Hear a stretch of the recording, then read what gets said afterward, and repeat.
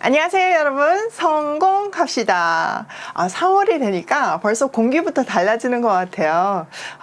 진짜 봄이 탁 온 것 같아서 너무 좋고, 그리고 하나님께서 이런 사계절을 만드시면서 우리를 행복하게 해주신다는 사실이 너무 감사했어요. 우주 만물을 창조하신 하나님을 찬양하게 되는 것 같아요. 자, 우리는 어저께부터 화요일에 이제 신학자들이 팀을 짜갖고 막 나와서 예수님하고 신학 논쟁을 하는 장면을 공부하고 있어요. 3가지 주제라고 했죠. 첫 번째는 세금, 두 번째는 부활, 세 번째는 큰 계명이에요. 그래서 우리가 어제 이제 세금 제도에 대해서 얘기를 했잖아요. 가이샤의 것은 가이샤에게, 하나님의 것은 하나님에게, 우리는 하나님의 형상이 세계적이다. 이렇게 감동적인 메시지를 받았잖아요. 자, 오늘은 이제 부활에 대해서 먼저 공부를 할 건데요. 한번 본문 보도록 할게요. 18절. 부활이 없다 하는 사두개인들이 예수께 와서 물어 이르되. 자, 세금 문제는 바리새인들과 헤롯 당이 팀을 짜서 왔잖아요. 서로 신학적 입장도 다르고 정치적 입장도 다르고 해서 친할 수가 없는데 공공의 적인 예수님이 나타나니까 팀을 짜서 막 나왔는데, 이번에는 사두개인들이 나왔어요. 사두개인의 명칭은요, 다윗과 솔로몬 시대의 제사장인 사독에게서 유래했다고 많은 학자들이 말하고 있어요. 이 사두개인들은요, 제사장과 상류층이었고요, 로마의 권력자들과 손을 잡고 자신들의 투권을 다지는 사람들이었어요. 그들의 신학적인 특징은 천사도 없고 부활도 없고 내세도 없다고 생각을 했어요. 한마디로 부활을 믿지 않은 거죠. 그들이 왜 부활을 믿지 않았을까요? 아무리 그럴싸한 신학적인 논리를 가지고 이렇게 발라놔도 그 내면에는요, 욕심이었어요. 사두개인들은 완전 기득권층이잖아요. 지금 이 땅에서 엄청 누리고 군림하고 있는데 굳이 부활이라는 알지도 못하는 어떤 무리수를 통과하면서 갖고 있던 것들을 놓고 싶지 않았던 거죠. 지금 이대로가 딱 좋은 거예요. 또 그들은요, 모세 오경만 성경으로 받아들였는데요. 그래서 그들은 신명기에 나오는 계대 결혼법을 들어서 곤란한 질문을 만들어 가지고 나온 거예요. 자, 그들의 질문 한번 보도록 할게요.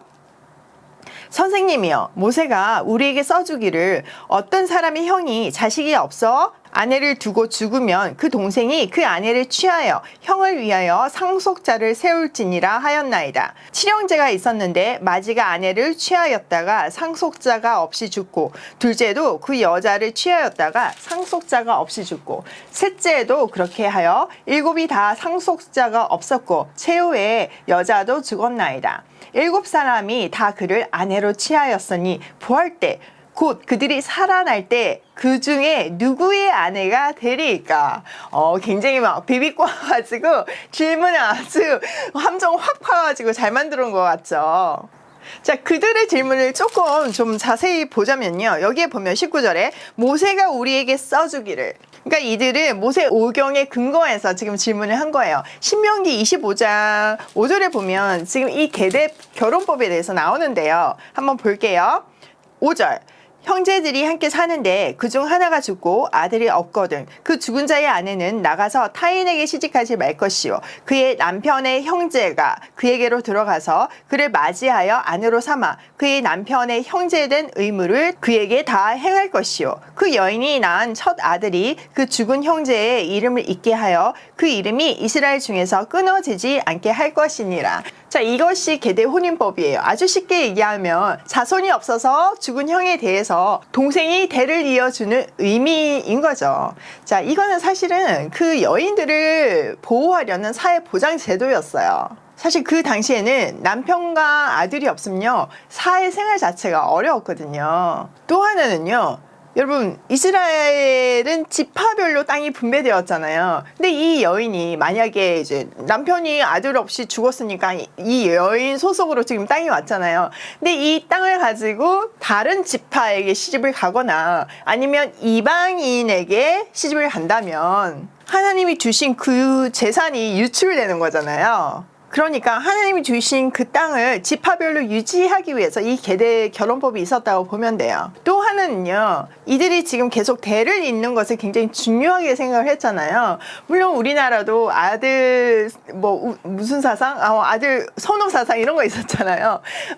대를 잇기 위해서 그렇게 한 건데, 이 이스라엘도 엄청나게 그런 사상이 있었지만 또 하나는요, 창세기 3장 15절에 보면 여자의 후손으로 메시아가 온다고 했잖아요. 근데 그 메시아가 어느 지파를 통해서 올지 모르니까 대가 끊기면 큰일 나는 거예요.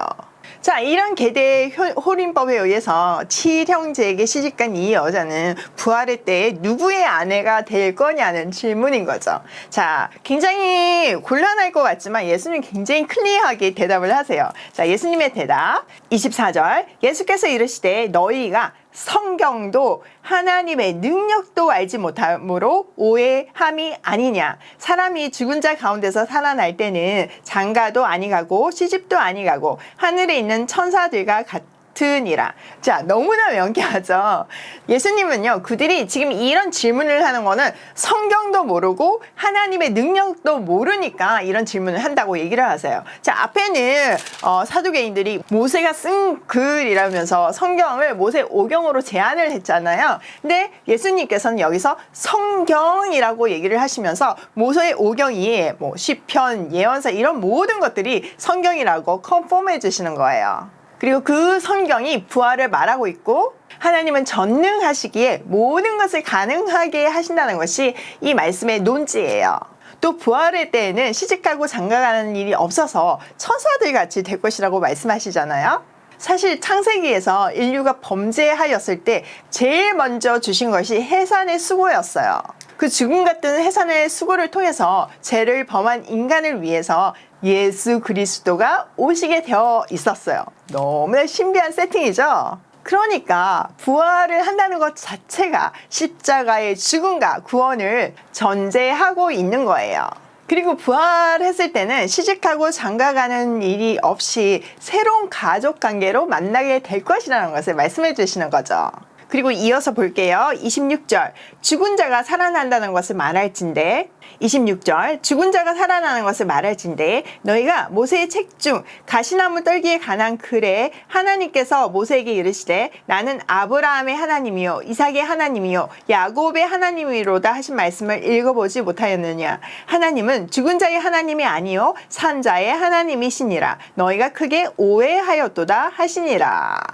예수님은요, 그들의 눈높이에 맞춰서 그들이 성경으로 인정하고 있는 모세 오경, 특별히 출애굽기의 본문을 인용하셔서 부활을 설명하세요.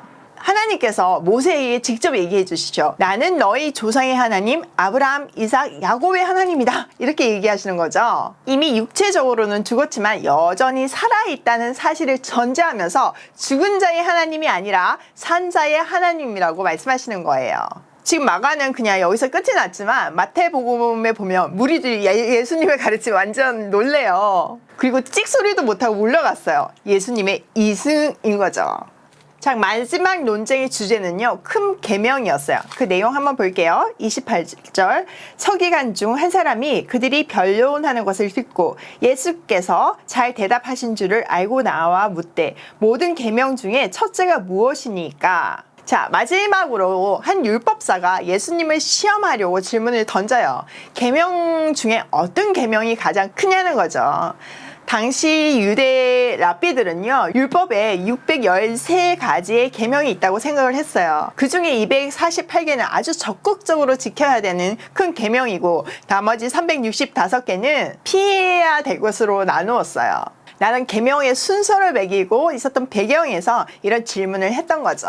자, 예수님의 대답 29절, 예수께서 대답하시되 첫째는 이것이니 이스라엘아 들으라. 주 곧 우리 하나님은 유일한 주시라. 내 마음을 다하고 목숨을 다하고 뜻을 다하고 힘을 다하여 주 너의 하나님을 사랑하라 하신 것이요. 둘째는 이것이니 내 이웃을 내 자신과 같이 사랑하라 하신 것이라. 이보다 더 큰 계명이 없느니라. 자, 예수님께서 아주 클리어하게 정리를 해주세요. 첫째 계명은 하나님 사랑, 둘째 계명은 이웃사랑이라는 거죠. 이 명확한 답에 대한 율법학자의 반응 한번 볼게요. 서기관이 이르되 선생님이여 옳소이다. 하나님은 한 분이시오 그 외에 다른 이가 없다 하신 말씀이 참이니이다.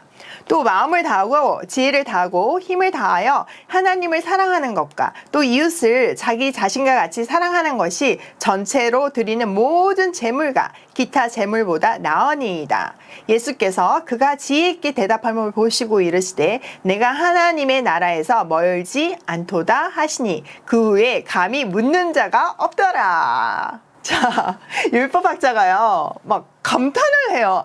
우와, 진짜 옳습니다. 대단하십니다. 지금 분명히 율법학자는 올무를 던지려고 질문을 갖고 왔잖아요. 근데 예수님께서 너무나 명확하게 대답을 하시니까 오히려 이 사람한테 정리가 되고 감동으로 오게 된 거예요. 그러니까 예수님께서 너 지금 천국에서 멀지 않다. 가능성이 있다. 이 얘기를 하시는 거죠. 금방 이렇게 깨달았으니까요. 자, 마지막 결론이 완전 통쾌해요. 그 뒤에는 감히 예수님께 질문하는 사람이 없었어요. 속이 완전 후련하지 않나요? 사실 이것이 우리가 세상을 살아가야 하는 방법이에요. 사단은요, 여러 가지 모습으로 우리를 공격해요. 우리가 같이 흥분하게 되면 이미 사단의 전략에 말려든 거예요. 예수님처럼 이렇게 진리로 대적해야 돼요. 그러면요, 사단에게 사용되던 그 어떤 사람도 그 진리 앞에서 잠잠하게 되는 거예요. 근데 문제는 그 진리가 우리한테 단단하게 있지 않을 때가 문제인 거예요. 잘 모르니까 어버버버 하거나 듣고 보니까 그런 것 같기도 하고 아니면 감정이 휘말려서 같이 싸우게 되거나 그런 상황이 되는 거죠. 우리는 그런 일상에서의 승리를 위해서 하나님의 비밀인 그리스도를 깨달아야 하고 그 안에 감추어진 지혜와 지식의 모든 보화를 캐내야 하는 거예요. 그러려고 우리가 성경 공부하는 거잖아요. 그래서 하나님을 아는 것이 최고의 스펙이라고 제가 목이 아프게 외치는 거잖아요. 저는 말씀을 가르치는 사람이고 동시에 비즈니스를 하는 사람이에요. 얼마나 공격이 심한지 여러분 상상을 못 하실 거예요. 근데 이 공격이요, 세상에서만 있는 게 아니에요. 제가 평신도잖아요. 그렇지만 말씀 사역자다 보니까 제가 목사님들하고 사역을 하게 되는 경우가 있어요. 그러면요, 엄청 무시하고 일단 선을 긋는 게 보여요. 제가 어떤 분한테는 우리는 우리 전문 분야를 할 테니까 진남쌤은 이 사역은 전문가들한테 맡기고 진남쌤 전문 분야에서 비즈니스를 하세요. 이렇게 아주 노골적으로 얘기하시는 분도 만났어요. 물론 훌륭한 목사님들을 응원해 주시죠. 잘 인도해 주시고요. 제가 얘기하고 싶은 거는 이 믿는 사람들 안에서도 공격이 있다는 거죠. 또 세상도 만만치 않게 저를 공격해요. 너 하나님 이용해서 장사하냐? 이러면서 공격하고요. 제가 또 실수할 수 있잖아요. 그러면 그건 제 비즈니스 능력이 부족한 건 거잖아요. 그러면 그 부분에 대해서 충고를 하면 제가 받아들이죠. 그걸 넘어서 네 신앙과 네 삶 자체가 가짜라고 공격을 하는 거예요. 억울하죠. 제가 하나님을 이용해서 비즈니스를 하는 것이 아니라 하나님도 전하고 비즈니스도 하는 건데 말이죠. 제가 이럴까봐 제가 비즈니스 안 한다고 했는데 하나님이 저를 억지로 시킨 거잖아요. 근데 늘 하는 말이지만 정말 이 비즈니스를 하기 때문에 이 치열한 현장이 있기 때문에 분명히 말씀이 깊이 있게 깨달아지는 거는 사실이고 그래서 감사해요. 근데요, 저도 사람이다 보니까요, 그런 공격을 계속 받다 보면요, 그 순간 잠시라도 말씀 전하는 거 멈추고 싶을 때가 있어요. 또 비즈니스 그만두고 싶을 때도 있어요. 제가 그런 말이 흔들려가지고 둘 중 하나를 그만둔다면 누구의 승리일까요? 네, 그 배후에 있는 사단의 승리예요. 우리는 그 공격 뒤에 있는 그 배후를 볼 줄 알아야 되는 거죠. 그런데 제 안에 말씀이 든든히 있기 때문에 그런 속상한 일을 당하거나 흔들릴 때도 오뚜기처럼 제자리로 돌아올 수 있는 거예요. 내 안에 있는 말씀으로 그 문제들에 대입하다 보면요, 어느새 성령께서 깨닫게 해주세요. 그러면 다시 나를 부인하고 나의 십자가를 지고 주님을 따라갈 수 있어요. 자, 제가 영상 하나 보여드릴게요.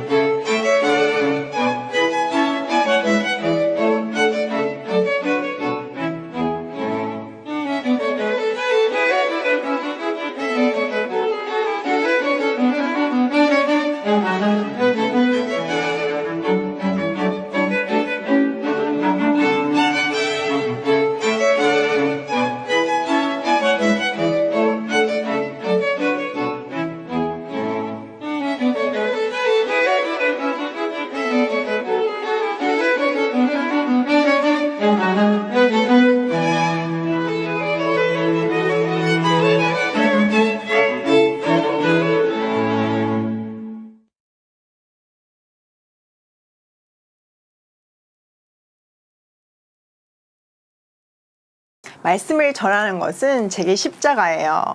말씀 전하는 거 쉽지 않아요.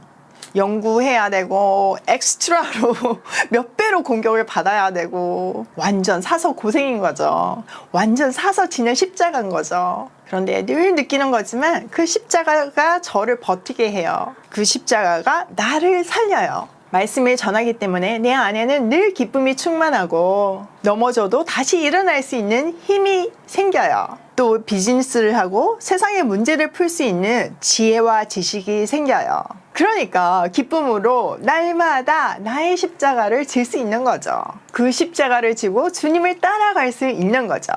여러분, 우리가 날마다 십자가를 질 수 있는 것은 우리에게 강력한 부활의 소망이 있기 때문이에요. 그날에 임할 마지막 심판이 있기 때문에 모든 것을 견딜 수 있는 거예요. 또 우리는요, 매일을 살아가면서 부활을 현실로 살아야 해요. 이미 얻은 것도 아니요, 목표점에 다다른 것도 아니지만 주께서 우리를 사로잡으셨으므로, 그래서 그 증표로 말씀 앞에 매일 앉게 하시니까 그것을 붙들려고 쫓아가야 하는 거예요. 그리스도의 장승한 분량까지 성숙해야 하고 우리의 손길이 닿는 곳마다 죽어가는 생명이 일어나고 회복돼야 되는 거예요. 우리는 부활의 능력을 가졌기에 전능하신 하나님의 손에 붙들려 세상을 바꿀 수 있어요. 오늘도 부활의 능력으로 세상을 살리며 고고싱해요.